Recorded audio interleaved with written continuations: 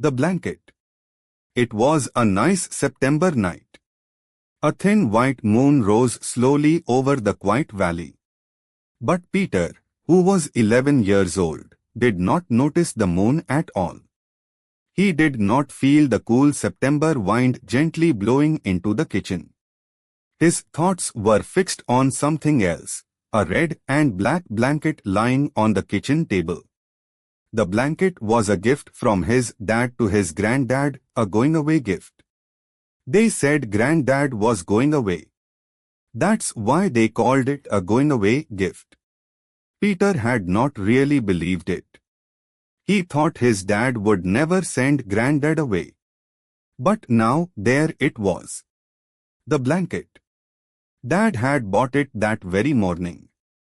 And deep inside, Peter knew this was the last evening he and his granddad would spend together.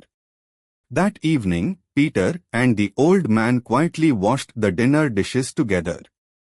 Dad had gone out with the woman he was going to marry, and he would not return for some time. When the dishes were finished, the two stepped outside and sat under the soft white moon. "I'll get my harmonica and play for you," Granddad said gently. "I'll play some old songs." But instead of taking out the harmonica, he picked up the blanket. It was a big, double blanket. "Now, isn't that a nice blanket?" he said, smoothing it over his knees. "And isn't your father a kind man, giving the old man a blanket like this to go away with? It must have cost a lot, just look at the wool in it." He paused, then smiled softly. "And it will keep me warm on the cold winter nights to come. There will be no other blanket like it there." It was just like Granddad to say that. He was trying to make things easier for Peter. For days, Granddad had been saying that going away was his own idea. He spoke about a government place where he would live with many other old men, where everything would be comfortable. But Peter had never really believed it until tonight. "Oh yes, it's a nice blanket, and besides, he thought he was too old for that." He had only gone in to get Granddad's harmonica. Outside, the blanket slipped gently from Granddad's hands and fell to the ground. When Peter returned, he handed him the harmonica. It was their last night together. Granddad began to play softly. The music floated into the quiet night. After a moment, he stopped and said gently, "You'll remember this one." Peter stared out into the valley. The moon was high now. The cool wind moved softly through the trees. The last time, he thought. He would never hear Granddad play again.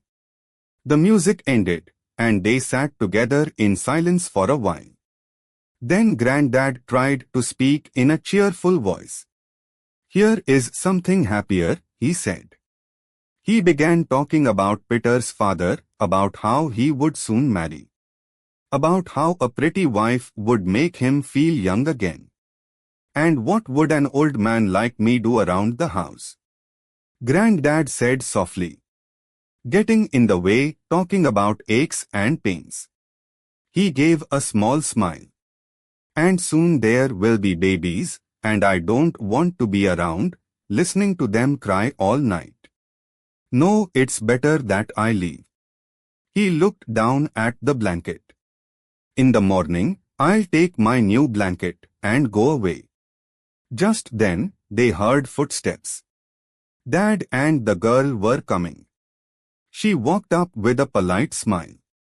"I won't be seeing you in the morning," she said, "so I came to say goodbye." Granddad nodded kindly. Then he picked up the blanket. "Look at this," he said, almost like a child. "Isn't it a fine blanket my son has given me?" "Yes," she said, looking at it closely. "It's a fine blanket, must have cost a lot." Dad cleared his throat. "I wanted him to have the best." She kept looking at it. It's a double one too.